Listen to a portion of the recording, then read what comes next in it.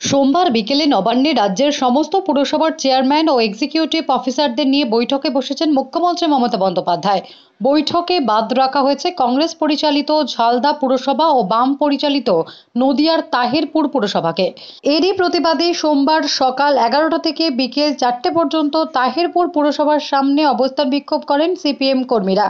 অবস্থান বিক্ষোভে শামিল হন তাহিরপুর পুরসভার চেয়ারম্যান উত্তমানন্দ দাস সহ পুরসভার একাধিক অস্থায়ী কর্মীরাও। যেটা বলার বিষয় এটা হচ্ছে আমাদের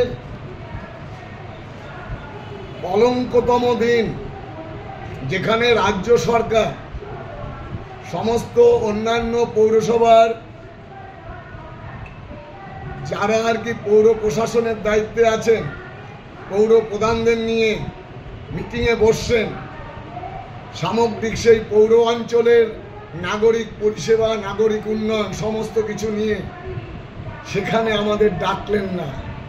এর জন্যই তাহিরপুরের বাসী এবং ঝালদা পৌরবাসী আজকের দিনটাকে আমরা কলঙ্কতম দিন বলে আমরা আখ্যা দেব। কারণ আমরা দুটো পৌরসভা, হয়তো ঝালদা হয়তো তাদের কংগ্রেস বা অন্যান্য গোষ্ঠীর সঙ্গে সম্পর্কযুক্ত, আর হচ্ছে আমাদের তাহিরপুর পৌরসভা বামপন্থী পৌরসভা হয়তো আমাদের সেইভাবে বাদ দিয়েছে। চিঠিতে তো উল্লেখ করাই আছে, all executive officers and municipality chairmen except Tahirpur and Jhalda পৌরসভা। তাহলে এটাকে আমি বলবো না যে সংবিধানের জায়গাটা কোথায়? প্রত্যেকটা চিঠির ক্ষেত্রে কিন্তু কতগুলো নিয়মাবলীগুলো থেকে থাকে, মেমোরান্ডাম দেওয়ার। সরকারি চিঠিতে কখনো অন্য কোনো পৌরসভাকে সেভাবে বাদ দিয়ে করা যায় না। এটা তো রাজনৈতিক আলোচনা না, এটা পৌর উন্নয়ন বিষয়ক আলোচনা।